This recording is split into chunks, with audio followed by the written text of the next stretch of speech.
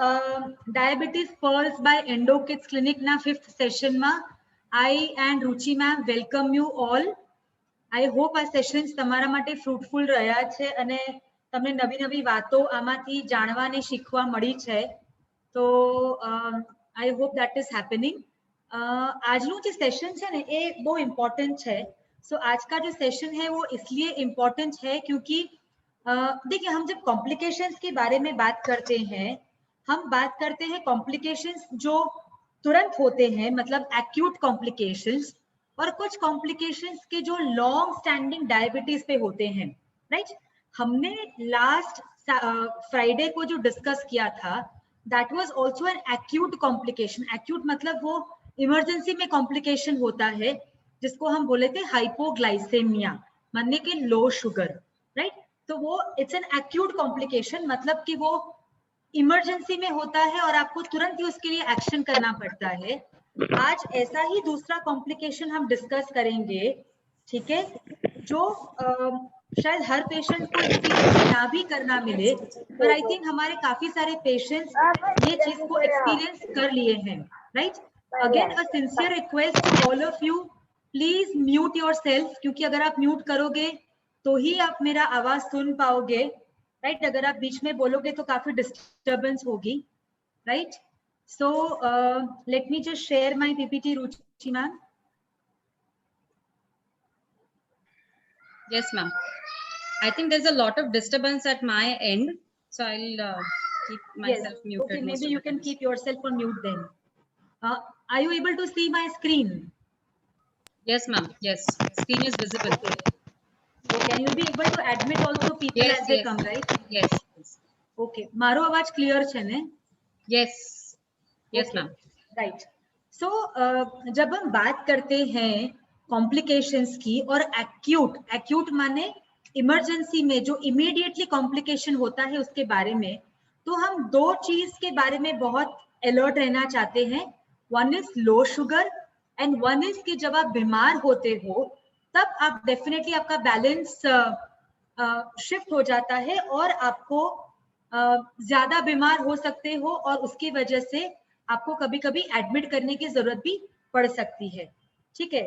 तो आज हम ये बात करेंगे कि अगर आप बीमार पड़ते हो तो कैसे मैनेज करेंगे. आज हमने थोड़ा फॉर्मेट हमारा डिफरेंट रखा है. सो हमने क्वेश्चन आंसर फॉर्मेट में नहीं रखा है क्योंकि this is slightly difficult topic. तो मैंने पूरा प्रेजेंटेशन बनाया है. प्रेजेंटेशन इंग्लिश में है. हम डेफिनेटली उसका हिंदी और गुजराती वर्जन करते जाएंगे.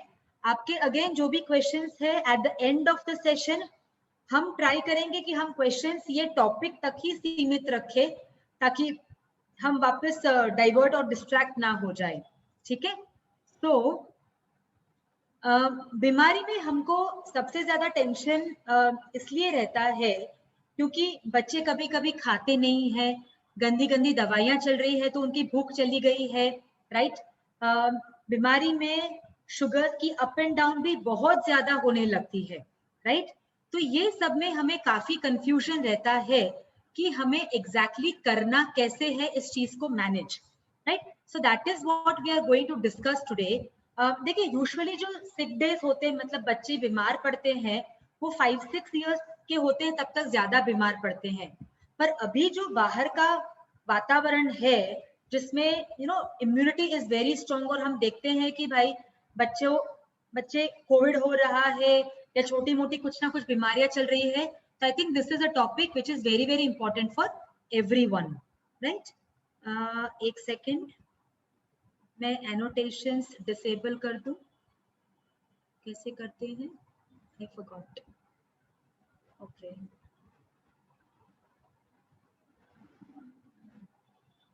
Ma'am, you continue. I'll keep doing that. अच्छा, you can do it. Yes, I am able to do it. Okay, fine. So effect of illness. देखिए, अगर हमारे बच्चे का कंट्रोल अच्छा, देखिए कोई भी पेरेंट हमारे पास पहली बार जब आता है ना, उनका यही है, मैडम वागे तो रोज આવી જશે, આ લોકો બીમાર પડે તો જલ્દી સાજા થઈ જશે, અમને બહુ લાંબુ ચાલશે, બધું પાક બહુ વધારે થવાનું છે. नहीं. अगर हमारा मेटाबॉलिक कंट्रोल, मतलब अगर हमारा ग्लूकोज का कंट्रोल रीजनेबली अच्छा है, तो जैसे दूसरों बच्चों को होता है सिकनेस या इन्फेक्शन, हमको ही वैसे ही होगा। ऐसा नहीं है कि दूसरे बच्चों से हमें इन्फेक्शन ज्यादा होने वाला है, ऐसा नहीं है, राइट। सो वन थिंग हमारे दिमाग से ये हमको निकाल देना है कि भाई क्योंकि हमारे बच्चे को डायबिटीज है तो हम बीमार ज्यादा पड़ेंगे या हमें इन्फेक्शन ज्यादा होंगे। नहीं, ये ऐसे नहीं होने वाला है, राइट। अगर अच्छा कंट्रोल है, रीजनेबली गुड कंट्रोल है, तो ऐसी कोई बात नहीं होने वाली है। Now why is sick day management so important? देखिए, हम ये इसलिए सिखाना चाहते हैं आपको ताकि आपका बच्चा डायबिटिक कीटो एसिडोसिस में ना जाए। So what is diabetic keto acidosis? I think अगर हम हमारे पेरेंट्स, अगर हमारे बच्चों की बात करें तो हमारे 50% बच्चे ऐसे होंगे कि जिनको वॉमिटिंग हुई है, पेट में दुखना शुरू हो गया था, वो जोर जोर से सांस ले रहे थे, हाँफ रहे थे, और फिर जाके हमें पता चला कि उन्हें डायबिटीज हुआ है, राइट। सो ये हुआ डायबिटिक कीटो एसिडोसिस, राइट। अब आप इंसुलिन ले रहे हो, ऐसा बहुत लाइकली है कि ये चीज अगर हम ध्यान नहीं रखते हैं तो वापस हो सकती है, और स्पेशली जब हमारा बच्चा बीमार होता है तब ये चीज ज्यादा होने का चांसेस है, राइट। जब बच्चा बीमार होता है तब sugars can be very high. जैसे मैंने बताया कि भाई सिरप्स चल रही है, ये सभी सिरप्स ग्लूकोज बेस्ड होती है, राइट।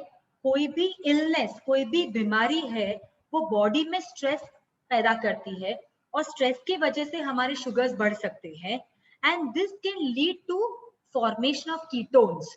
हम कीटोन्स के बारे में बहुत बात करें तो आज थोड़ा हम ज्यादा कीटोन्स पे फोकस करने वाले हैं, ठीक है। सो ये हाई शुगर्स की वजह से हमारे कीटोन्स बन सकते हैं, और वैसे ही हमारी शुगर्स कभी बहुत कम भी हो सकते हैं, क्योंकि वॉमिटिंग हो रही है, डायरिया हो रहा है, आप ठीक से खाना नहीं खा पा रहे हो, मुंह पूरा कड़वा हो गया है। जैसे अगर डायरिया या पेट में कोई इन्फेक्शन है तो वहां से आप जितना भी खा रहे हो सब पॉटी में निकल जा रहा है, तो शुगर मेंटेन नहीं हो पा रहा है, राइट। सो सिक डे में शुगर्स हमारी हाई भी हो सकती है, शुगर्स हमारी कम भी हो सकती है, ठीक है। उसको कैसे मैनेज करना है वो आज हम सीखेंगे। देखिए, बेसिक रूल्स है कुछ। आपको कोविड हुआ है या आप कोई भी बीमारी है, जैसे आपको डायरिया वॉमिटिंग है, आपको सर्दी खांसी है, आपको टाइफाइड हुआ है, आपको जॉन्डिस हुआ है, मलेरिया हुआ है, आप कोई भी बीमारी ले लीजिए, राइट। डायबिटीज का उस टाइम पे मैनेजमेंट करने के लिए देयर आर 5 बेसिक रूल्स जो हमको याद रखने हैं। First rule is never stop insulin, right. बहुत सारा कंफ्यूजन रहता है, बच्चा नहीं खा रहा है, मैं डोज कैसे लगाऊं, शुगर कम हो जाएगा, बच्चा ज्यादा बीमार पड़ जाएगा, राइट। जो भी हो, अगर बच्चा नहीं भी खा रहा है तो भी the rule is not to skip a single dose. एक भी डोज इंसुलिन का हम स्किप नहीं करेंगे, ये सबसे इंपॉर्टेंट रूल है, और ये हम फॉरगेट नहीं कर, ये रूल हम नहीं भूलेंगे, ठीक है। We do not have to skip a single dose of insulin, so don't forget that, ठीक है। सेकेंड, शुगर्स हमको बार बार चेक करने हैं, क्योंकि इस टाइम पे हमारी शुगर्स की अप एंड डाउन भी बहुत ज्यादा होती है, राइट। सो कभी कभी we end up checking sugars हर 2 से 4 घंटे पे। सो हर 2 से 4 घंटे पे हमें हमारी शुगर्स चेक करनी है, क्योंकि शुगर्स की अप एंड डाउन ज्यादा होती है, तो we have to make sure कि हम उसको अच्छे से कंट्रोल कर पाते हैं, ठीक है। एक second, yes. Third step is check the ketones, right. बीमारी में कीटोन्स बनने के चांसेस, और वो मैं थोड़ा बाद में डिस्कस करती हूँ कि एग्जैक्टली कीटोन्स क्या है, पर ये कीटोन्स बनने के चांसेस बढ़ जाते हैं, राइट। तो या तो आप ब्लड में या यूरिन में कीटोन्स चेक करते रहना है, that is again very very important. जरूरत पड़ी तो हम एक्स्ट्रा इंसुलिन के डोजेस देंगे। देखिए, आपको डर है कि हम इंसुलिन दे के ना दे, यहाँ पे मैं बोल रही हूँ कि जरूरत पड़े तो आप एक्स्ट्रा इंसुलिन के डोजेस दोगे, राइट। सो जरूरत पड़ती है तो एक्स्ट्रा डोजेस हम देंगे, एंड प्लेंटी ऑफ लिक्विड्स, मतलब हाइड्रेशन, हमारा जो पानी का इंटेक है या कोई भी लिक्विड का इंटेक है वो हमें ज्यादा करना है। So these are the 5 basic rules. एक एक रूल हम आराम से लेते हैं, will discuss all this in detail के भाई कैसे मैनेज करना है, right. Okay, so the first rule is never stop insulin. एक भी डोज मिस नहीं करना है, राइट? जैसे कॉमन मिस्टेक क्या हो जाती है, बच्चा नहीं खा रहा है, बच्चा बीमार है, चलो मैं इंसुलिन नहीं देती हूँ, राइट? पर अगर हम इंसुलिन को मिस करते हैं तो ये कीटोन बनने का चांसेस बढ़ा देता है, right? So if we skip a dose of insulin, या हमने लगा पूरे दिन इंसुलिन नहीं देना है, तो उसकी वजह से कीटोन्स का रिस्क बढ़ जाता है। मैं ये बार बार बता रही हूँ because this point is the most important point. Never skip a single dose of insulin. I hope it is clear to everybody, right? हमारा सेकेंड पॉइंट है फ्रीक्वेंट शुगर चेक्स करना। क्योंकि शुगर्स की अप एंड डाउन बहुत ज्यादा रहती है, हम शुगर को हर 2 से 4 घंटे पे चेक करते हैं, right? So depending upon the illness, आपके शुगर के वेरिएशंस कैसे आ रहे हैं। अगर शुगर स्टेबल रहता है तो मे बी आप हर 4 घंटे पे करते हो। अगर शुगर ज्यादा अप एंड डाउन हो रही है तो मे बी आप एवरी 2 to 3 आवर्स भी आपके शुगर्स चेक कर सकते हो, right? So that is very important. Third हमारा पॉइंट है कि हमको कीटोन्स चेक करना है। अब आपने सुना होगा हमारे मुंह से बार बार हम कीटोन्स के बारे में बात करते हैं। What exactly is ketone? So ये छोटा सा एक स्लाइड है, मैं पूरा हिंदी गुजराती में बताती हूँ, राइट? देखिए, इंसुलिन का बॉडी में क्या काम है? इंसुलिन बॉडी में काम करता है हमारे शुगर्स को कंट्रोल करने में, और सेकेंडली हमारे सभी ऑर्गन्स तक शुगर को पहुंचाने में, right? So insulin is very important. 2 main roles, number 1 is sugar control, number 2 is हमारे हर एक ऑर्गन्स तक शुगर पहुंचाने का काम करता है। अब अगर हमारे बॉडी में, रुचि मैडम, हाँ, so Ruchi madam, will I be able to change my slides now? Okay. तो अगर बॉडी में इंसुलिन का डेफिशिएंसी हो गया, भले शुगर हमारा 400-500 है, हमारा बॉडी ये शुगर यूज नहीं कर पा रहा है, सो इसलिए हमारे ऑर्गन्स तक शुगर नहीं पहुंचती है। तो बॉडी को तो काम करना है ना, body can not stop working. तो बॉडी क्या करता है? ऑल्टरनेटिव एनर्जी सोर्स, राइट, इसको यूज करता है। मैं हमेशा एक एग्जांपल देती हूँ, जैसे मैं जैन हूं ना, तो हमारे में तो महीने का उपवास करते हैं, राइट? पर at the end of the month क्या हमने किसी का ऐसा सुना कि किसी को कोई ज्यादा बीमारी हो गई? पर हम ये डेफिनेटली सुनते हैं कि उनका वजन 10-15 किलो कम हो जाता है। क्यों हो जाता है? क्योंकि भले खाना नहीं मिल रहा है, हमारी जो चर्बी है वो चर्बी पिघल के उसमें से एनर्जी मिलती है, राइट? तो बॉडी ऑल्टरनेटिव सोर्सेस ढूंढता है एनर्जी के लिए, और ये करने में क्या होता है? कचरा बनता है, और ये कचरा है हमारा कीटोन, ठीक है? तो कीटोन एक इवेंचुअली कचरा ही है, पर कीटोन एक टाइप का एसिड है जो जब बॉडी में बढ़ जाता है तो पूरे बॉडी के सिस्टम को डिरेंज कर देता है। पर रिमेंबर, कीटोन्स कब फॉर्म होंगे? जब हमारी बॉडी में या तो बिल्कुल नहीं या कम इंसुलिन पड़ रहा है। तो अगर इंसुलिन एडिक्वेटली जा रहा है तो कीटोन्स नहीं बनेंगे। पर अगर जैसे सिक डे है, स्ट्रेस बहुत बढ़ गया है बॉडी में, तो इंसुलिन का रिक्वायरमेंट भी बॉडी में बढ़ जाता है। अगर हमने उसके हिसाब से इंसुलिन नहीं बढ़ाया तो मतलब ये डेफिशिएंसी स्टेट क्रिएट हुई, तो हमारी चर्बी जो है वो मोबिलाइज होती है एनर्जी देने के लिए, and at the same time fat का ब्रेकडाउन होता है और उसमें से कीटोन्स रिलीज होते हैं, राइट? कीटोन्स एक टाइप का बॉडी में एसिड है जिसकी वजह से बच्चों को वॉमिटिंग होती है, बहुत सीवियर पेट में दर्द करता है, बहुत सीवियर हेडेक होने लगता है, वो लोग जोर जोर से हांफते हैं। I always demonstrate this, right? अगर चलो मुझे निमोनिया हुआ है, लंग में इंफेक्शन, तो मैं ऐसे कैसे हांफूंगी? पर अगर मुझे कीटोन्स की वजह से मैं हाफ रही हूँ तो मैं कैसे करूंगी? I will be taking deep breaths. और कभी कभी आपने नोटिस किया होगा फ्रूटी स्मेल आती है, राइट? जैसे अपने नेल पॉलिश की स्मेल कैसी होती है ना, नेल पॉलिश रिमूवर की स्मेल, वैसे फ्रूटी स्मेल आती है। और अगर हमने इस स्टेज पे भी कीटोन्स को कंट्रोल नहीं किया तो हमारा बच्चा अनकॉन्शियस होके कोमा में भी चला जा सकता है। तो ये सब हमको ना झेलना पड़े, इसलिए हम सिक डे पर इतना फोकस करते हैं, क्योंकि सिक डे एक ऐसी चीज है कि जब कीटोन्स बनने का चांसेस हो सकता है। सो आई होप आप सबको ये क्लियर हो रहा है कि हम कीटोन्स पे इतना ध्यान क्यों दे रहे हैं, कीटोन्स कब बनेंगे। इंसुलिन की खामी हुई, आपको लग रहा है इंसुलिन तो दे रहे, नहीं, बीमारी के टाइम पे ज्यादा देने की जरूरत है, आप कम दे रहे हो तो भी ये इंसुलिन डेफिशिएंसी स्टेट क्रिएट हो सकता है और हमारी कीटोन्स बढ़ सकती है, राइट। सो आई थिंक ये चीज अभी हमारी काफी क्लियर है कि कीटोन्स कैसे बनते हैं और हम किससे चेक करते हैं। देखिए, अगर आप लेबोरेटरी में कीटोन का एस्टिमेशन भेजोगे ना तो बहुत टाइम लगेगा, तो हम हर एक पेशेंट को एडवाइस करते हैं कि ये कीटो डायस्टिक्स आप घर पे रखो। It's very very simple, right. 315 रुपए की बॉटल आती है, उसमें 50 स्ट्रिप्स होती है। अगर आपने ओपन कर ली तो 6 मंथ्स के यूज कर सकते हो, तो आई थिंक 315 रुपए 6 मंथ्स के तो बहुत अच्छा है, राइट। अगर आप पिक्चर में देख सकते हो तो यहाँ पे एक स्ट्रिप हमने दिखाई है, स्ट्रिप में ऊपर एक स्क्वायर है और नीचे एक स्क्वायर है, राइट। हम ऊपर के स्क्वायर को निग्लेक्ट करेंगे क्योंकि वो यूरिन शुगर है, हम यूरिन शुगर नहीं करते हैं, हम ब्लड शुगर ही चेक करेंगे, राइट। जो नीचे का स्क्वायर है वो कीटोन्स बताता है, राइट।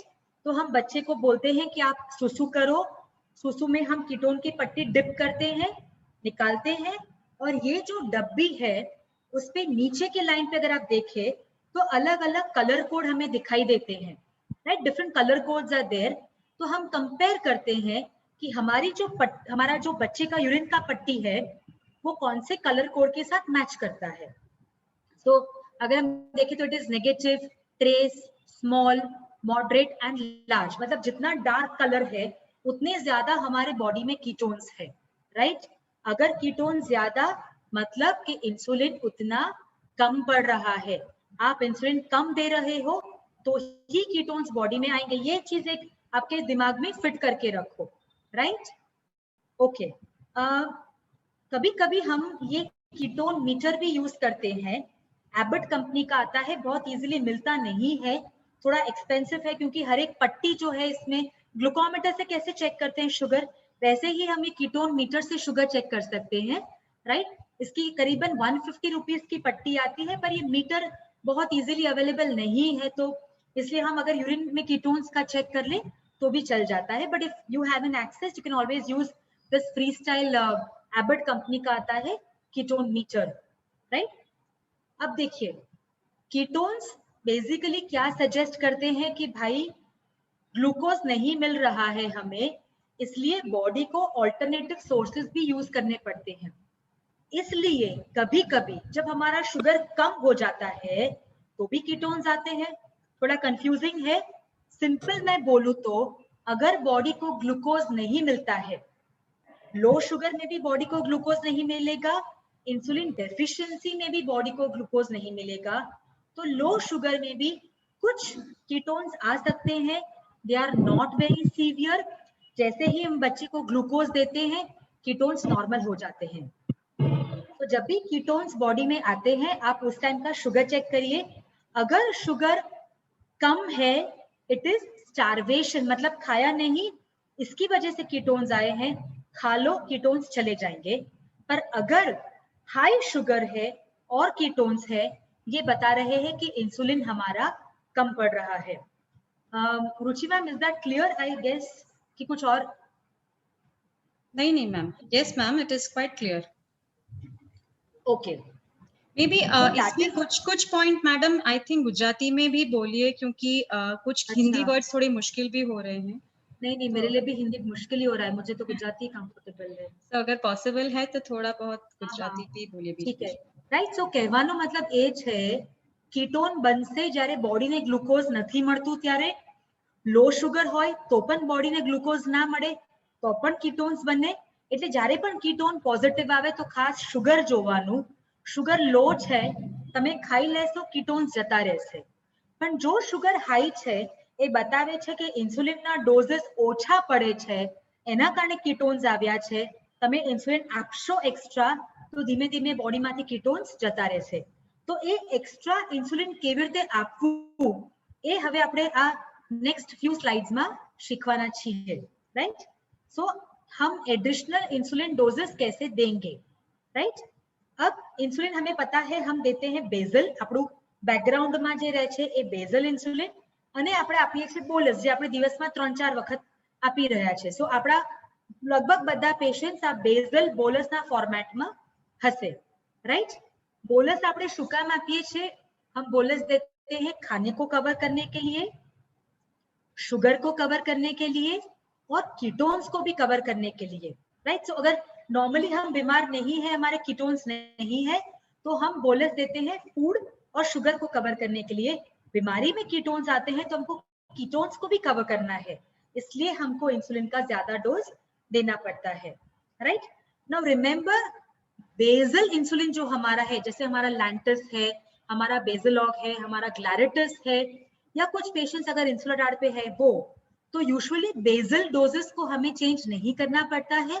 पर हाँ, अगर हमारी शुगर बहुत कम रहती है तो हम 10 से 20% तक उसको कम कर सकते हैं, right. So by and large बेजलના ડોઝેસને જે આપણે રાત્રે સૂતી વખતે આપીએ છીએ ને, એ વાળા ઇન્સ્યુલિનના ડોઝેસને બદલવાની જરૂર નથી. પણ જો શુગર બહુ લો રહેતા હોય તો તમે એને થોડો ડોઝમાં ઘટાડી શકો છો, રાઈટ. બોલસ જે છે, રાઈટ. સો આપણે જે વાત કરીએ છીએ ને કે ભાઈ એક્સ્ટ્રા આપવાની જરૂર છે, આ એક્સ્ટ્રા હંમેશા આપણું જે શોર્ટ એક્ટિંગ કે આપણું રેપિડ એક્ટિંગ ઇન્સ્યુલિન છે ને, જે આટલા બધા આપણે અલગ અલગ જાતના લોકો આપણે અલગ અલગ ઇન્સ્યુલિન્સ પર હોઈ શકીએ, રાઈટ. તો એ જે બોલસીસ આપણે આપીએ છીએ એનો જ એક્સ્ટ્રા પોર્શન આપણે આપવાનો છે. રિમેમ્બર, આપણું જે બોલસ છે એ જ ફટાફટ કામ કરશે. એટલે અગર કીટોન્સ વધારે છે, शुगर વધારે છે, तो we need to give bolus more. Basal insulin को बढ़ाने से कोई फायदा नहीं होने वाला है, right. So always give short acting और rapid acting insulin as extra boluses. I hope that is clear. अगर हम बोलते हैं कि एक्स्ट्रा क्या देना है, तो हमारा जो हम दिन में खाने के टाइम पे इंसुलिन लगाते हैं, हम वो वाला इंसुलिन ही एक्स्ट्रा पोर्शन में देंगे. अभी देखिए, I am going to actually teach you the whole calculation कि हम कैसे करते हैं. थोड़ा कॉम्प्लिकेटेड है, अगर आपको लगता है तो आप स्क्रीनशॉट्स लेके इसको सेव कर लेना, पर ये चीज समझना बहुत जरूरी है, राइट. सो जैसे मैंने बताया, हम बोलस देते हैं फूड को कवर करने के लिए, शुगर को कवर करने के लिए, कीटोन्स को कवर करने के लिए, राइट. सो अगर हमारा डायरिया वॉमिटिंग नहीं है तो हम जो हमारी डोज की काउंटिंग करते हैं ना, हमारी कार्बोहाइड्रेट्स काउंटिंग करते हैं, तो वो हम रूटीन के हिसाब से कर सकते हैं. अगर हमें बहुत डायरिया है, वॉमिटिंग है, तो थोड़ी देर आप खाना मत दो, वरना वो ज्यादा वॉमिटिंग करेगा, उसके साथ ज्यादा पानी भी निकालेगा, तो बॉडी क्या होगा, डिहाइड्रेशन हो जाएगा, राइट. अगर તમને બહુ ઝાડા થયા છે, બહુ જ ઉલટીઓ થઈ રહી છે, અને એ ટાઈમમાં તમે તોય ખાવાનું આપ્યા જ કરો, તો ખાવાની સાથે બાળક બહુ જ બધું પાણી પણ ઉલટીના ફોર્મમાં બહાર કાઢશે, કા ઝાડા પણ એકદમ પાણી જેવા થઈ જશે, તો એમાં શરીરમાંથી પાણી બહુ ઘટી જાય, ડિહાઇડ્રેશન થઈ જાય, રાઈટ. સો અગર ઝાડા ઉલટી નથી તો રૂટીન જેમ કરીએ છીએ એમ ખાવા પીવાનું આપો. ઝાડા ઉલટી બહુ જ સિવિયર છે તો થોડીક વાર ખાવાનું ઉતાવળ ના કરો, અને એવું લાગે તો ઉલટી થવાની હોય તો ઉલટી થઈ જાય ને અડધો કલાક પછી ખાવાનું આપો, અને જુઓ કે ખાવાનું ટકે છે કે નથી ટકતું. રૂટીન એ ટાઈમમાં પણ તમે તમારી ઉલટીની દવા આપી શકો છો. એક વસ્તુ અહીંયા હું હંમેશા તમને કહીશ કે બાળકોમાં વોમિટિંગના તો બહુ જ બધા કારણો હોય છે, અને મેમ આપવાનું તો કેટલું આપવાનું અડધો કલાક પછી? કહું હજી તો બહુ બધી સ્લાઇડ બાકી છે, હે ને? સારું. સો એક ઇમ્પોર્ટન્ટ વસ્તુ હંમેશા હું મારા પેરેન્ટ્સને કહું છું કે વોમિટિંગના બહુ જ બધા રીઝન્સ છે, રાઈટ. તમને ફીવર આવે તો વોમિટિંગ થાય, તમને હેડેક હોય તો વોમિટિંગ થાય, તમને પેટમાં ઇન્ફેક્શન તો વોમિટિંગ થાય, તમને યુરિનમાં ઇન્ફેક્શન છે તો વોમિટિંગ થાય. પણ ડાયાબિટીસના પેશન્ટમાં જો વોમિટિંગ થાય તો સૌથી પહેલા કીટોન્સ ચેક કરવાના, right. We can not miss ketones. આપણે કીટોન્સને ચેક કરવા જ પડે કે શું આ વસ્તુ कीटोन्स ना कारणे थई रही है कि शू, right. So always make sure, अगर हमारा बच्चा वॉमिटिंग कर रहा है तो हम डेफिनेटली वॉमिटिंग वगैरह की सब दवाई देंगे, पर सबसे पहले हम कीटोन्स चेक करेंगे. सो that is very important, right. So now how do we give that extra dose, right? कि चलो बच्चा बीमार है, हमारे शुगर्स ज्यादा रह रहे हैं, हमारे कीटोन्स भी आना शुरू हो गए हैं, तो हम कैसे कैलकुलेट करें कि हमें कितना डोज देना है, राइट? जब बच्चा बीमार होता है तो हम थोड़ा रीजनेबली शुगर कंट्रोल रखते हैं, not very low not very high. So may be आप, मैंने यहाँ पे 80 to 170 रखा है, आप बीमारी के टाइम पे 100 to 200 का डोज भी रखोगे ना तो भी चलेगा. सो थोड़ा लिबरल कंट्रोल, बहुत मुझे टाइट कंट्रोल नहीं चाहिए बीमारी में, और शुगर हमारे बहुत बढ़ भी नहीं जाने चाहिए, राइट? सो सबसे पहले जो इम्पोर्टेंट स्टेप है वो है हमारा टोटल डेली डोज को कैलकुलेट करना. कैसे करते हैं total daily dose?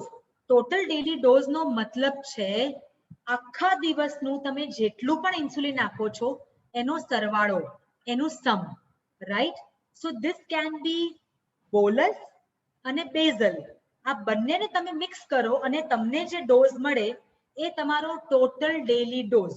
For example, જેમ કે મેં અહીંયા ઉદાહરણ આપ્યું છે, એક બાળક સવારે 5 યુનિટ લે છે before breakfast, 6 units before lunch, 5 units before dinner, અને રાત્રે 8 યુનિટ લે છે, તો ટોટલ આખા દિવસનું થાય છે 24 યુનિટ, રાઈટ?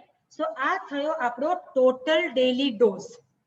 કોઈ બાળક ઇન્સ્યુલિન પંપ પર છે તો એના બેઝલ રેટ અને બોલસનો સરવાળો કરશે, that will be the total daily dose. આ એક વસ્તુ સમજવી બહુ જરૂરી છે, કારણ કે આગળના બધા કેલ્ક્યુલેશન આના પર આધારિત રહે છે, right? So total daily dose is the sum, એ સરવાળો છે આખા યુનિટ્સ 24 કલાકના બધા ઇન્સ્યુલિનના ડોઝસનો, રાઈટ? હવે શું કરવાનું છે, આનો તમારે સ્ક્રીનશોટ કે ફોટો લેવો હોય તો તમે લેતા રહેજો, રાઈટ? તો અગર મારું શુગર 100 થી 180 છે, કીટોન્સ નેગેટિવ અથવા ટ્રેસ છે, તો હું મારો યુઝ્યુઅલ ડોઝ, જે મારે રૂટીનમાં ડોઝ આપવાનો છે એ આપીશ. પણ કારણ કે મારું બાળક બીમાર છે તો હું શુગર અને યુરિનમાં કીટોન્સ ફરી 4 કલાકે કરી લઈશ, રાઈટ? કારણ કે મારે બીમારીમાં દર 4 કલાકે શુગર અને કીટોન્સ ચેક કરતા રહેવાનું છે. પણ અગર શુગર નોર્મલ છે, કીટોન્સ નથી આવ્યા, I will do a routine monitoring. હું ત્યાં કંઈ એક્સ્ટ્રા ડોઝીસ આપવાનું કામ નહીં કરું. અગર મારું શુગર વધવાનું શરૂ થયું છે પણ હજી કીટોન્સ નથી આવ્યા, રાઈટ? सो मेरा शुगर बढ़ रहा है पर कीटोन्स बनना शुरू नहीं हुआ है, तो मेरा जो रूटीन डोज देने का टाइम है उसमें मैं 5% of total daily dose extra दूंगी. मैं आपको ये समझा रही हूँ in the next couple of slides के आ गणतरी केवी रीते करवानी छे, थोड़ी तमे धीरज राखजो, राइट? एक सेकंड, एक बार फिर से एक्सप्लेन करो प्लीज. या मैं वो कर रही हूँ, और ये जो कैलकुलेशन है ना वो मैं आपको एक्चुअली एक पेशेंट का एग्जाम्पल देके सिखाऊंगी, राइट? तो अभी ऐसा हो तो आप इसके से स्क्रीनशॉट्स ले लो, फिर ये आप अच्छे से कोरिलेट कर पाओगे, राइट? सो अगर शुगर बढ़ना शुरू हो गया है, कीटोन्स अभी नहीं आए हैं या बहुत ही कम है, तो मैं 5% एक्स्ट्रा डोज दूंगी. अगर शुगर मीडियम बड़े हैं, जैसे 250 to 400 के रेंज में है, कीटोन्स अभी भी आना शुरू नहीं हुए हैं, देखिए अगर मैं इस पॉइंट पे मेरा रूटीन डोज देती हूँ तो वो डोज कम पड़ेगा और कीटोन्स बनना शुरू हो जाएंगे, right? So at this point of time मुझे थोड़ा एक्स्ट्रा डोज ज्यादा देना है ताकि शुगर कंट्रोल में आ जाए, कीटोन्स ना बने, राइट? तो इस टाइम पे I will give 10% extra dose. कैसे कैलकुलेट करना है मैं सब सिखा रही हूँ आपको, so just be a little patient. अगर शुगर 400 से भी ज्यादा हो गया है, कीटोन्स नहीं आए हैं अभी तक, राइट? पर डेफिनेटली शुगर्स हमारे 400 से ज्यादा है, तो हम समटाइम्स 20% भी एक्स्ट्रा डोज दे सकते हैं, राइट? सो हमने देखा कि भाई sorry, normal sugar, no ketones, routine dose, ठीक है? शुगर थोड़ा बढ़ना शुरू हुआ, 5% एक्स्ट्रा डोज, शुगर बढ़ रहा है, रीजनेबली बढ़ रहा है, 10% एक्स्ट्रा डोज, शुगर काफी बढ़ गया है तो मे बी 10 to 20% तक आप एक्स्ट्रा डोज दे सकते हो. रिमेंबर, ये अभी तक तो हमारे कीटोन्स बनना शुरू नहीं हुए थे. अब अगर शुगर मीडियम रेंजेस में है पर कीटोन्स बनना शुरू हो गए हैं तो हम डेफिनेटली 10%, अभी 5% में काम नहीं चलेगा, हम 10% तक एक्स्ट्रा उसको डोजेस देंगे। शुगर बहुत ज्यादा है, कीटोन्स भी बहुत ज्यादा है, तो हम 20% एक्स्ट्रा देंगे, ठीक है। और ये कैसे करना है मैं आपको समझाती हूँ। So let's take an example. एक 7 साल का बच्चा है, एक 7 વર્ષનું બાળક છે, એને 2 દિવસથી બહુ જ તાવ આવે છે, રાઈટ? અને મમ્મી કહી રહી છે કે મેડમ શુગર આપણા બહુ વધારે છે. Ma'am, how to calculate the extra dose? Yes, so that is what we are going to discuss now, right? We'll just take this example of a boy and scenario, ઠીક છે? So 7 વર્ષનું બાળક છે, 2 દિવસથી બીમાર છે. રૂટીનમાં જ્યારે શુગર કંટ્રોલમાં રહે છે, જો આ બેઝલ બોલસ ઇન્સ્યુલિન લઈ રહ્યો છે, એટલે 3 વખત રેગ્યુલર એક્ટ્રાપિડ લે છે, રાત્રે સૂતી વખતે લેન્ટસ લે છે.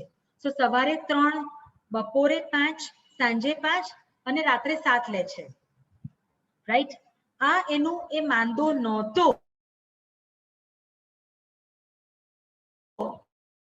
ત્યારનો ટોટલ ડોઝ, રાઈટ? આપણે શું વાત કરીએ ટોટલ ડેલી ડોઝ એટલે બધા ઇન્સ્યુલિનનું સરવાળો, એટલે 3 + 5 + 5 + 7 થયા 20, બરોબર છે? સો આપણો ટોટલ ડેલી ડોઝ થયો 20 યુનિટ્સ અને એના 5 થી 10% મતલબ 1 થી 2 યુનિટ, રાઈટ? આ બહુ સિમ્પલ છે.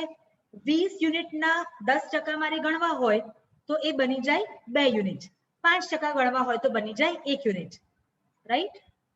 So this is how we calculate 5% and 10%, right? Okay. So આ મેં ઉપર હું દરેક સ્લાઇડમાં રાખું એટલે આપણે દરેક વખતે નવું ગણતરી ના કરવી પડે. પેશન્ટ ઇઝ ઓન સવારે 3, બપોરે 5, સાંજે 5, રાત્રે 7 એટલે 20 યુનિટ અને મેં 5, 10 ને 20% પણ ગણતરી કરીને રાખી દીધા છે. આના 5% કોના?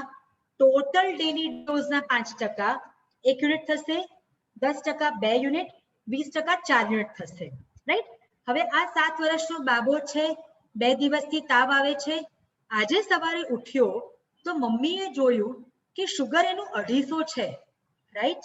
પછી આપણે કીધું હતું કે ભાઈ કીટોન ચેક કરવાના છે કારણ કે માંદો છે, તો મમ્માએ કીટોન્સ ચેક કર્યા તો કીટોન્સ હજી બહુ સ્મોલ છે, મતલબ કીટોન્સ હજી બહુ આવવાના શરૂ થયા નથી, રાઈટ? પણ શુગર વધવા માંડ્યું છે એટલે હું મારો રૂટીન 3નો ડોઝ આપું તો શુગર વધારે વધી જશે, વધારે કીટોન્સ આવવા માંડશે, રાઈટ? તો આ ટાઈમમાં મારે એને એક્સ્ટ્રા ડોઝ આપવો પડે જેથી શુગર તરત કંટ્રોલમાં આવી જાય, રાઈટ? શુગર 250 છે તો હું 5 થી 10% આપીશ, રાઈટ? બાળક નાનું છે તો મેં નક્કી કર્યું કે હું 5% એક્સ્ટ્રા ડોઝ આપીશ, રાઈટ? તો ટોટલ ડેલી ડોઝના 5% થાય છે 1 યુનિટ. આ પહેલી લીટી આપણી, બરોબર? 5% ઇઝ 1 યુનિટ. તો મારા રૂટીન 3 યુનિટના ડોઝમાં હું 1 પોઈન્ટ ઉમેરીશ, તો હવે હું આપીશ પેશન્ટને 4 યુનિટ. અલગથી 3, અલગથી 1 નહીં. 8 વાગે ઇન્સ્યુલિન આપવાનો ટાઈમ છે તો ટોટલ હું 4 યુનિટ એ ટાઈમે પેશન્ટને આપી દઈશ. Clear everybody? બાળક બીમાર છે, મમ્મી કીટોન્સ ચેક કરે છે, શુગર વધવા માંડ્યા છે, ભલે બાળક ખાતું નથી, શુગર વધારે છે તો મારે એને એક્સ્ટ્રા ડોઝ પણ આપવો પડે જેથી શુગર વધારે વધી ના જાય. Is this clear? Right? Chat બોક્સમાં yes madam, thank you. Okay, હવે આ થયું સવારની વાત. મમ્મીને સ્ટ્રિક્ટ ઇન્સ્ટ્રક્શન્સ છે કે ભાઈ માંદો છે તો દર 4 કલાકે કીટોન્સ અને શુગર ચેક કરવાના છે. તો મમ્મીએ ફરી 12 વાગે ચેક કર્યું, રાઈટ? હવે શુગર થઈ ગયું છે 380, મતલબ શુગર ઇઝ ક્વાઇટ હાઈ અને यूरिन में कीटोन्स પણ વધારે છે. यूरिन के कीटोन्स भी बहुत ज्यादा दिखा रहे हैं, राइट? नॉर्मली लंच में बाळक લઈ રહ્યું છે 5 યુનિટ, પણ અહીંયા તમે જુઓ તો શુગર પણ વધારે, कीटोन्स પણ વધારે છે, એટલે મારે એને 5 યુનિટે તો મેળ પડવાનો નથી. 5 यूनिट थी तो उसका शुगर भी बढ़ जाएगा, कीटोन्स और ज्यादा बढ़ जाएंगे, ठीक है? और अगर मैं उसको 5% या 10% दूंगी तो भी प्रोबेबली मेरा ठीक नहीं होने वाला है क्योंकि शुगर भी ज्यादा है, कीटोन्स भी ज्यादा है, राइट? तो इस पॉइंट पे आई प्रिफर कि हम उसको 20% तक एक्स्ट्रा डोज दे दे. तो 20 યુનિટ ટોટલ ડેલી ડોઝ છે, એના 20% થશે 4 યુનિટ, એટલે 5 વત્તા 4 એટલે કે 9 યુનિટ આ ટાઈમે હું પેશન્ટને આપી દઈશ. क्यों देंगे 9 यूनिट्स? शुगर भी ज्यादा है, कीटोन्स भी ज्यादा है. अगर हमने रूटीन 5 का डोज लगाया तो शुगर और ज्यादा बढ़ जाएंगे. कीटोन्स कब बनते हैं? इंसुलिन कम पड़ा तो कीटोन्स आ जाएंगे, और हमें पता है कीटोन्स अच्छा नहीं है. कीटोन से हमारे बच्चे की बॉडी की सिस्टम पूरी डिस्टर्ब हो सकती है, राइट? बच्चा कोमा में भी जा सकता है. तो इट्स वेरी वेरी इंपॉर्टेंट कि हम कीटोन्स को रिवर्स करें. ठीक है, सो इसलिए कीटोन्स को रिवर्स करने का, हेलो, हाँ yes madam, so we have commonly asked question is कि हमने सुबह में भी ज्यादा डोज लगाया था तो वापस 12 बजे शुगर बढ़ क्यों गया? समझ आंसर आप ही दो मैडम. अच्छा, ओके, क्योंकि बच्चा जब कॉन्स्टेंटली स्ट्रेस में होता है, बीमारी में होता है, तो उसकी वजह से जो हार्मोन्स बढ़ते हैं, हो सकता है आपने ज्यादा डोज लगाया हो तो भी रिपीटेड डोज आपके, रिपीटेड शुगर्स आपके हाई आए. सो इट इज पॉसिबल कि आपने यहाँ पे 9 यूनिट्स लगाया, फिर भी अगर आप 4 बजे शुगर चेक करते हो तो वापस शुगर हाई आ सकता है, राइट? सो आपको एक्स्ट्रा डोज लगाना पड़ सकता है. રાઈટ, બોડી પૂરા સ્ટ્રેસ में है, રાઈટ? અને સ્ટ્રેસ સામે લડવા માટે આપણા બોડીમાંથી હોર્મોન્સ બને છે જે બધા એન્ટી ઇન્સ્યુલિન છે, તો એ લોકો શુગરને વધારી દે છે, રાઈટ? તો આપણે સામે આપણા ઇન્સ્યુલિનના ડોઝીસને પણ વધારવું પડે. એટલા માટે જો એક્સ્ટ્રા ડોઝ આપ્યો હોય તો પણ એના 4 કલાકે શુગર ફરી વધારે આવી શકે છે, બરોબર છે? પણ આપણને યાદ રાખવાનું કે આપણે શું કરવાનું છે, આપણે ગભરાઈ નથી જવાનું. ओके, सो इस पेशेंट को 12 बजे हमने एक्स्ट्रा डोज लगाया. अब देखते हैं पेशेंट को 4 बजे क्या होता है. देखिए, शुगर अभी भी हाई है पर कीटोन्स नेगेटिव हो गए हैं. अच्छी बात हुई, कीटोन्स लार्ज थे, पर क्योंकि हमने 4 यूनिट्स तक एक्स्ट्रा डोज दे दिया ना, हमको तो बहुत डर लगता है कि भाई 5 और 4 ले रहा है बच्चा तो मैं सीधा 9 यूनिट कैसे लगा दूं. पर क्योंकि शुगर भी ज्यादा था, कीटोन्स भी ज्यादा था, इसलिए हमें उसको 9 यूनिट्स तक का डोज देना पड़ा था, राइट? सो पॉजिटिव चीज क्या हुई, 4 बजे भले शुगर ज्यादा है पर कीटोन्स नेगेटिव हो गए हैं, राइट?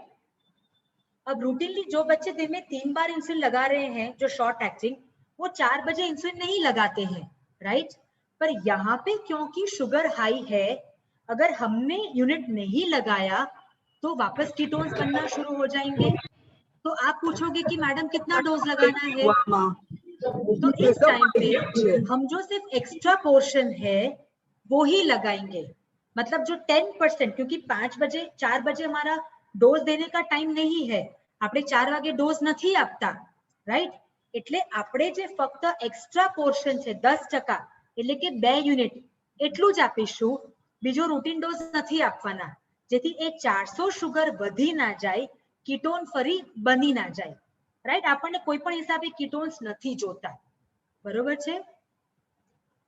ફરી 8 વાગે શુગર ચેક કર્યું તો 4 વાગે જે ડોઝ આપ્યો તો ને એના કારણે શુગર હવે 80 છે અને બાળક થોડુંક ઓછું ખાઈ રહ્યું છે, રાઈટ? આપણે વાત કરી હતી કે ભાઈ શુગર અગર લો હોય તો પણ कीटोन्स આવી શકે છે. એટલે શુગર જો 80 હોય અને સ્મોલ કા ટ્રેસ कीटोन्स હોય તો ગભરાવાની જરૂર નથી, રાઈટ? હવે જો આપણે જેવી રીતે ડોઝ ને વધાર્યો તો જો શુગર ઓછું હોય તો આપણે ડોઝ ને ઘટાડીશું. કેટલું ઘટાડીશું? 5 થી 10% ઘટાડીશું. એટલે સાંજે જો મારે 5 યુનિટ આપવાનું હોય પણ શુગર 80 છે તો હું એમાંથી 5 થી 10% માઇનસ કરી દઈશ. એટલે હું હવે 5 માંથી 1 કે 2 પોઈન્ટ ઓછા કરી નાખીશ, જેથી મારું શુગર વધારે ઘટી ના જાય અને એને કંઈક ખવડાવીશ અથવા તો લીંબુ પાણી છે કાં કંઈક શુગર વાળી વસ્તુ આપી દઈશ, જેથી શુગર પાછા મારા સેફ ઝોનમાં આવી જાય, રાઈટ? सो मांदगी में, बीमारी में जैसे हमें हाई शुगर्स नहीं चाहिए वैसे हमें लो शुगर्स भी नहीं चाहिए, right? Okay, we will try, but it is better कि आप ये करें because often we see misuses of our presentations, you know, और this is a very personal presentation, तो हमने देखा है काफी बार मिसयूज होता है. क्योंकि ये हम हमारे पेशेंट्स के लिए कस्टमाइज करते हैं, राइट? तो you attend it, if possible हम रिकॉर्डिंग शेयर कर देंगे। यूजुअली स्लाइड्स हमें शेयर करना वी डोंट प्रेफर, हम बहुत मेहनत से बनाते हैं ना, ठीक है। સો જેવી રીતે શુગર વધે તો આપણે ડોઝ વધારીએ છીએ, એવી રીતે શુગર ઘટે તો આપણે ડોઝને ઘટાડવું પડે, રાઈટ? ઓકે, સો આપણે આપણા 4 મેઇન સ્ટેપ્સ નક્કી કર્યા. નોટ ટુ સ્ટોપ ઇન્સ્યુલિન, ઇન્સ્યુલિનનો એક પણ ડોઝ આપણે મિસ કરીશું નહીં. બાળક ન ખાય તો પણ બીમારીમાં ઇન્સ્યુલિનની જરૂરિયાત વધારે છે તો આપણે ડોઝ આપીશું. આપણે ફ્રીક્વન્ટલી શુગર અને પેશાબમાં અથવા તો બ્લડથી કીટોન્સ ચેક કરતા રહીશું. આઈ હોપ તમને કીટોન શું છે હવે ખબર પડી ગઈ છે. જરૂર પડે તો આપણે એક્સ્ટ્રા ડોઝીસ આપીશું. મેં તમને ગણતરી કરતા શીખવાડ્યું કે ટોટલ ડેલી ડોઝની ગણતરી કરવાની પહેલા, પછી 5%, 10% કે 20% બાળકનું શુગર અને કીટોન્સ જોઈને તમે નક્કી કરશો, રાઈટ? એક બહુ જ ઇમ્પોર્ટન્ટ વસ્તુ આપણે ભૂલી જઈએ છીએ અને એ છે પ્લેન્ટી ઓફ લિક્વિડ્સ, રાઈટ? બીમારીમાં અને તમે જુઓ ને તો જો બાળકને તમે વધારે લિક્વિડ્સ આપો છો તો 50-60 શુગર તો ત્યાં ને ત્યાં ડાઉન થઈ જશે, રાઈટ? કેટલું લિક્વિડ્સ આપશો? દર કલાકે 30 ml પર યર ઓફ એજ. મતલબ તમારું 5 વર્ષનું બચ્ચું છે તો 30 ml પર 5 years એટલે 150 ml, બરોબર? દરેક વર્ષના, એક વર્ષનું તમે 30 ml ગણો તો 5 વર્ષના બાળક માટે 150 ml ની જરૂર છે. અગર શુગર ઓછું હોય તો થોડી ખાંડ નાખી દો. શુગર ઓછું ના હોય તો તમે પ્લેન વોટર, તમે છાશ, તમે નાળિયેર પાણી આપી શકો છો, તમે દૂધ આપી શકો છો, સોલ્ટી લિક્વિડ્સ આપી શકો છો. અને જો બાળક ઉલટી કરે છે તો તમે થોડીક વાર ખમી જાઓ અને જરૂર પડે તો ધીમે ધીમે આપો. એક સાથે બહુ બધું આપશો બાળક બધું વોમિટિંગ કરી નાખે છે, કારણ કે કીટોન્સમાં વોમિટિંગ થઈ શકે છે. પણ એટ ધ સેમ ટાઈમ બાળકને લિક્વિડ્સ આપતા રહેવું પણ જરૂરી છે, right? So do it slowly, ચમચી ચમચી થોડું થોડું આપતા રહો જેથી બાળક ફરી વોમિટિંગ ના કરે અને બાળક બધું પાણી અંદર ટકાવી રાખે. જો આ બધું જ શીખવાડવાનો હેતુ એક જ છે કે નાની મોટી બીમારી તમે જાતે ઘરે મેનેજ કરી શકો. તમારે દરેક નાની મોટી બીમારીમાં બાળકના કીટોન્સ ના વધી જાય અને બાળકને દાખલ ના કરવું પડે. જેણે પણ પોતાના બાળકને બેભાન થતા જોયું છે કા જોર જોરથી શ્વાસમાં તકલીફ લેતા જોયું છે ને, એ બધાને ખબર છે કે એ કેટલો સ્ટ્રેસફુલ ટાઈમ હોય છે, right? So I am sure કે તમારે એ વસ્તુ ફરી તમારા બાળક તમારું એ પસાર થાય, આઈ એમ શ્યોર તમે નહીં ઈચ્છતા હો, રાઈટ? સો એટલા માટે આ રૂલ્સ અમે સમજાવીએ છીએ કે નાની મોટી બીમારી તમે જાતે ઘરે મેનેજ કરી શકો એ જરૂરી છે, રાઈટ? પણ એટ ધ સેમ ટાઈમ અગર એવું લાગે કે ઘરે મેનેજ નથી થઈ રહ્યું તમે તો ક્યારે તમે દવાખાને લઈ જશો, રાઈટ? અગર તમે 3 થી 4 વખત इंसुलिन एक्स्ट्रा डोजेस आपिया है, राइट? आपने इंसुलिन के 3, जैसे वो पेशेंट में मैंने 8 बजे एक्स्ट्रा डोज दिया, 12 बजे दिया तो 4 बजे से कीटोन्स नॉर्मल होने लगे थे. सो चाइल्ड वाज रिस्पॉन्डिंग, राइट? पर अगर आपको लगता है कि 3-4 बार मैंने एक्स्ट्रा डोज दिए और तो भी शुगर्स रिमेन हाई या बच्चे का ग्लूकोज बहुत कम हो गया है और बच्चा ओरल नहीं ले सकता ना, तो हमको कंपल्सरी उसको वीगो में शुगर का बॉटल चढ़ाना पड़ेगा. डिहाइड्रेशन हो रहा है, कैसे पता चलेगा? हमारी आईज ઊંડી કેને કહેવાય, આપણી આંખો ઊંડી જતી રહે છે. આપણે કે આંખોમાં ખાડા પડી ગયા છે. તમે જુઓ તમારી આંખો તો નોર્મલી આપણને પાણીવાળી લાગે, પણ અહીંયા આંખો એકદમ સુકાઈ ગઈ છે. બાળકની જીભ તપાસો तो एकदम ड्राई लगे, आपका बच्चे का टंग आपको बहुत ड्राई लगेगा. So those are signs of dehydration, मतलब कि बच्चे के बॉडी में पानी कम हो रहा है, राइट? सो फिर आप घर पे बैठ के उसको मैनेज नहीं कर पाओगे. वॉमिटिंग परसिस्टेंट है, आप कुछ भी पिलाने जाते हो, वॉमिटिंग की दवाई दी तो भी बच्चा वॉमिट कर रहा है, तो you have to take the child to the hospital, right? अगर बच्चा जोर जोर से हाफने लगे, और मैंने आपको बताया कैसा होता है हाफना, राइट?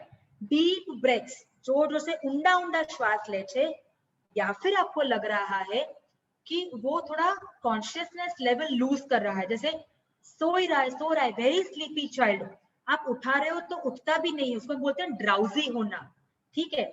तो ऐसा कुछ हो रहा है या फिर आपने 3-4 बार एक्स्ट्रा डोज लगा दिया पर कीटोन्स डाउन नहीं हो रहे हैं, राइट? सो देन उसके टाइम पे आपको हॉस्पिटल लेके जाना है, देयर इज नो ऑप्शन। फिर आप घर पे मैनेज मत करो वरना बच्चे की तबीयत और बिगड़ सकती है। So these are the red flags कि भाई घर पे करो, राइट? पर ऐसा कुछ होता है तो आप बच्चे को तुरंत ही हॉस्पिटल लेके जाओ, फिर हम घर पे मैनेज नहीं करना चाहते हैं, right?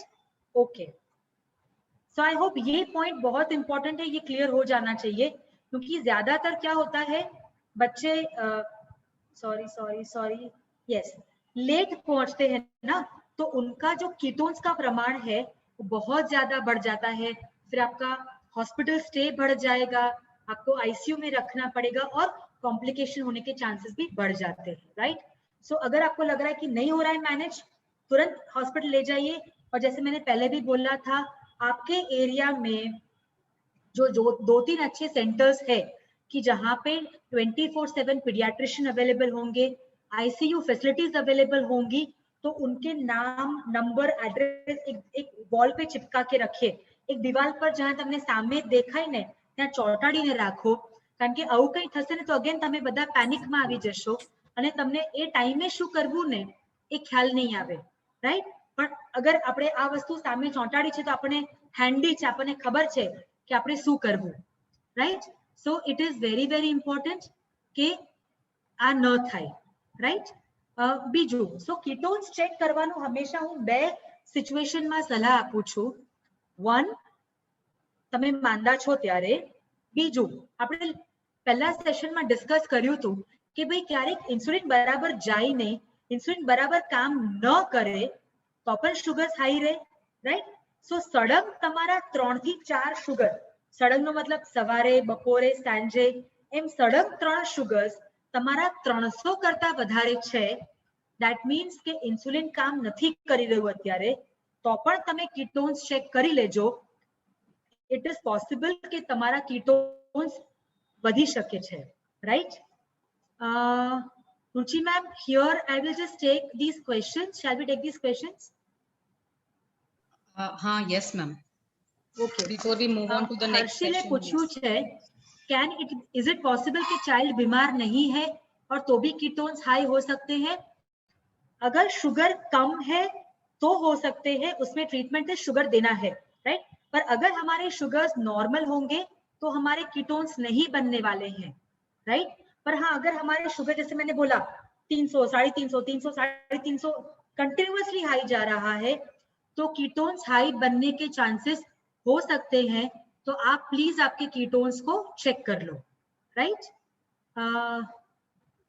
Low sugar high ketones sugar देना है, राइट? इंसुलिन नहीं देना है, ज्यादा लो शुगर हो जाएगा। सो ये खास ध्यान रखो, लो शुगर में कीटोन्स आते हैं तो डू नॉट गिव। अगर लो शुगर है तो कीटोन्स प्लीज चेक मत करो, चलेगा, नहीं जरूरत है, राइट? पर हाँ, अगर हाई शुगर है तो डेफिनेटली कीटोन्स चेक करना चाहिए। हर्षल अग्रवाल, आई होप आपका ये डाउट क्लियर हो गया है। Okay, right? अगर sorry to interrupt ma'am, Yes, yes, अगर Ruchi शुगर ma'am. लो है और बच्चा खाना खा रहा है, तो अगर बच्चा प्रॉपर भरपेट खाना खा रहा है तो वो खाने के लिए आप जितना डोज लगाते हो उसमें 1 यूनिट कम करके बाकी का डोज लगाओ, अदरवाइज नेट शुगर हाई हो जाएगा, जो हमने हाइपोग्लाइसीमिया के टाइम पे डिस्कस किया था। Yes, right? डोज को स्किप मत करो, जरूरत पड़ी तो low sugar with ketones 1-2 unit कम दे दो, खाना खिला दो, पर डोज स्किप मत करना, ठीक है? सो बेसिकली हॉस्पिटलाइज कब करेंगे? शुगर बहुत ज्यादा है, कंट्रोल नहीं आ रहा है, कीटोन्स बहुत ज्यादा है, कंट्रोल नहीं आ रहे हैं, तो इट इज एन इंडिकेशन कि हमें बच्चे को दाखिल करना चाहिए, right? Ma'am, my brother has high sugar when we check him. देखिए, कीटोन्स की वजह से शुगर हाई नहीं होते हैं, पर हाई शुगर की वजह से कीटोन्स आने लगते हैं। एक बार अगर आपका शुगर 400 हुआ पर फिर आपका शुगर आपने कंट्रोल करके 150 ला दिया तो कीटोन्स नहीं बनेंगे, ठीक है? सो हर बार शुगर 400 होता है तो कीटोन चेक नहीं करना है, राइट? पर आपने 400 आया, आपने ज्यादा डोज दिया पर शुगर डाउन ही नहीं हो रहा है तो कीटोन्स चेक करना है। क्योंकि शायद आपका इंसुलिन खराब हो गया है या आपकी पेन जो है वो बिगड़ गई है, इंसुलिन नहीं जा रहा है। पर बीमारी में स्पेशली शुगर और कीटोन्स फ्रीक्वेंटली करना है। I hope this concept is clear to everyone, right? Okay, right. देखिए, दूसरा इंपॉर्टेंट है कि बीमार क्यों हुए, क्योंकि अगर बीमारी को नहीं निकालोगे तो कीटोन्स भी नहीं जाएंगे।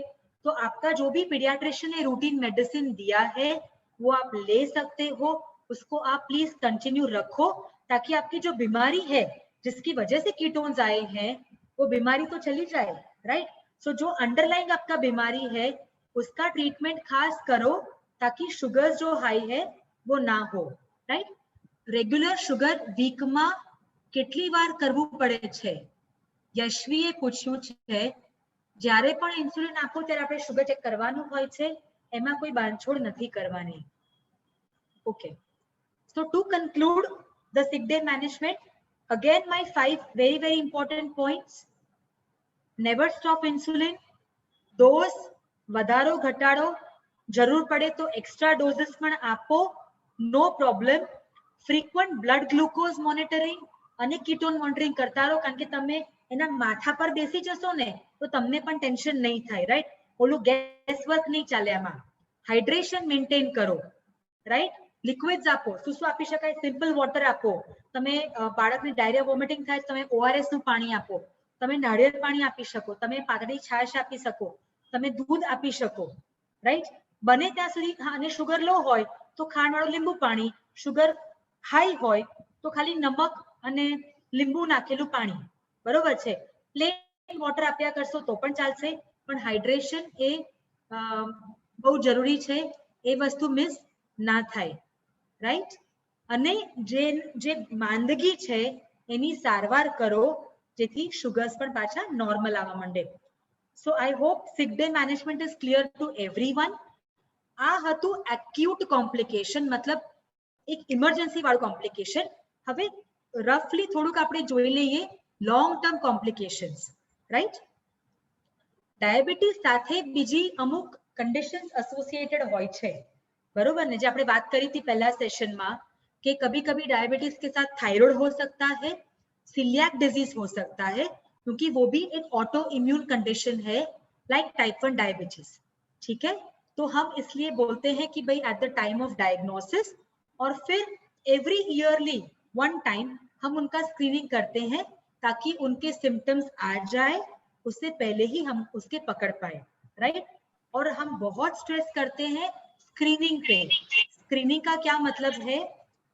अगर आपकी बीमारी आ गई और आपके कॉम्प्लिकेशंस आ गए, उससे पहले ही आप उसको डायग्नोस कर लेते हो, तो बच्चे को ये सब बीमारी से गुजरना नहीं पड़ता है. तो उसको हम बोलते हैं स्क्रीनिंग, ठीक है? तो उसी तरह हम लॉन्ग टर्म कॉम्प्लिकेशंस के लिए भी स्क्रीनिंग चालू करते हैं. रिमेंबर, अगर आपका ग्लूकोज कंट्रोल अच्छा है तो कॉम्प्लिकेशंस होने के चांसेस बहुत कम है. तो हमेशा स्ट्रेस करो आपके ग्लूकोज कंट्रोल पे. जो भी जो हम लॉन्ग टर्म कॉम्प्लिकेशंस के बारे में बात करते हैं, they usually happen in poorly controlled diabetes, right? जिनका डायबिटीज बहुत पुअर कंट्रोल है, बहुत लंबे टाइम से पुअरली कंट्रोल्ड है, उनमें ये लॉन्ग टर्म कॉम्प्लिकेशंस होने के चांसेस बढ़ जाते हैं, राइट? जो मैंने बताया था थायराइड के लिए, सो हम at the time of diagnosis करते हैं, फिर हर साल करते हैं. सीलियाक के लिए भी हम ऐसा करते हैं. और कुछ रेयर कंडीशंस डायबिटीज के साथ हो सकती है जो हम जरूरत पड़े तो करते हैं. वो अगर हमें सिम्टम वाइज लगता है तो हम उसका स्क्रीनिंग करते हैं. कॉम्प्लिकेशंस कौन कौन से ऑर्गन्स पे हो सकती है? आईज पे, सो हमारे रेटाइना पे, आंखना પડદા ઉપર, કિડની ઉપર, આપણા હૃદય અને આપણી જે ધમની હોય બ્લડ વેસલ્સ એના ઉપર, આપણી નર્વસ સિસ્ટમ मतलब ચેતાતંતુ, જ્યાંથી આપણને ખબર પડે ને, ફીલિંગ સેન્સેશન જેનાથી આવે છે, those are the nerves. So long standing uncontrolled diabetes की वजह से ये सब organs पे डैमेज हो सकता है, राइट? सो आई के लिए हम बोलते हैं कि आप आपका पूरी टीपा डाल के पीछे का પડદે का तपास करते हैं. सो खाली चश्मा नंबर चेक नहीं करावाना, आंखમાં ટીપા નાખી કીકી પોળી કરી એમના સ્પેશિયલ મશીનથી આંખના પડદા ઉપર તપાસ કરવાની છે, રાઈટ. કિડનીઝ માટે જો ઘણા લોકો છે ને ક્રિયાટિનિનનો રિપોર્ટ કરાવીને આવે છે, રાઈટ, અને આપણે કહીએ કે ક્રિયાટિનિનનો રિપોર્ટ નોર્મલ છે, પણ ક્રિયાટિનિન ક્યારે વધશે? 70% થી વધારે કિડની ડેમેજ થઈ હોય તો જ ક્રિયાટિનિનનો રિપોર્ટ વધે. એટલે ક્રિયાટિનિનનો રિપોર્ટ કરવાનો કોઈ મતલબ નથી, બરોબર. કિડનીમાં ડેમેજ શરૂ થાય ને તો આપણું જે પ્રોટીન છે એ યુરિનમાં લીક થવા માંડે અને એ આપણે યુરિનમાં જ માપી શકીએ છીએ. એટલે આપણે કહેતા હોઈએ છીએ કે ભાઈ યુરિનનો રિપોર્ટ કરાવો. અમે ક્યારેય ક્રિયાટિનિન બહુ લખતા નથી. હૃદય માટે આપણે બ્લડ પ્રેશર અને કોલેસ્ટ્રોલની તપાસ કરતા હોઈએ છીએ, અને નર્વસ સિસ્ટમ માટે આપણે પગમાં અલગ અલગ સેન્સેશન, કે ભાઈ તમને ટચ થયું તો ખબર પડી, તમને મેં સોયથી ભોંક્યું તો તમને ખબર પડી, રાઈટ, અથવા તો તમને ઠંડા ગરમની ખબર પડે છે કે નથી પડતી, મેં તમને પ્રેશર આપ્યું તો ખબર પડી કે નહીં. નર્વસ સિસ્ટમ જે છે એ સૌથી છેલ્લે, એટલે યુઝ્યુઅલી 20-25 વર્ષનો અનકન્ટ્રોલ ડાયાબિટીસ હોય તો અસર થાય છે. યુઝ્યુઅલી આપણે બાળકોમાં આ વસ્તુ જોતા નથી, પણ બીજી બધી વસ્તુઓનું સ્ક્રીનિંગ આપણે કરતા રહેવું જોઈએ. તો ક્યારે ક્યારે કરવાનું? જો હવે પહેલા એવું ગાઈડલાઇન્સ હતા કે ડાયાબિટીસના 5 વર્ષ પછી તમે કરો, પણ હવે તમે 2 થી 5 વર્ષમાં પણ સ્ક્રીનિંગ ટેસ્ટ ચાલુ કરી શકો છો, રાઈટ. અથવા તો એક વાર બાળક 11 વર્ષનું થઈ જાય તો એના પછી પણ તમે દર વર્ષે સ્ક્રીનિંગ ટેસ્ટ ચાલુ કરી શકો છો. રિમેમ્બર, તમે અગર કોઈ કોમ્પ્લિકેશનના સિમ્ટમની રાહ જોઈને બેસશો ને તો કોમ્પ્લિકેશન્સ બહુ એડવાન્સ થઈ જશે. ત્યાં સુધી પછી આપણી પાસે કદાચ એના માટે સારવાર પણ બહુ જ ડિફિકલ્ટ થઈ જાય, રાઈટ. એટલે જે એના અર્લી સ્ટેજીસ છે એમાં જ આપણે એને પકડી પાડીએ તો સિમ્પલ સારવારથી આપણે એને રિવર્સ કરી શકાય. એન્ડ દેટ ઇઝ વાય આપણે દરેક વખતે કોમ્પ્લિકેશન સ્ક્રીનિંગ પર આટલું બધું ભાર આપતા હોઈએ છીએ. So I hope this is clear to everyone. Prevention is the best. So again, we need to focus on the diabetic control. તો આ બધું નહીં થાય અને ટાઈમલી સ્ક્રીનિંગ કરાવતા રહો, બરોબર. દર વર્ષે એક વખત આપણે અમુક ટેસ્ટ કરાવતા જ હોઈએ છીએ જેથી કોઈ પણ કોમ્પ્લિકેશન આવે તો ટાઈમલી પકડી શકીએ.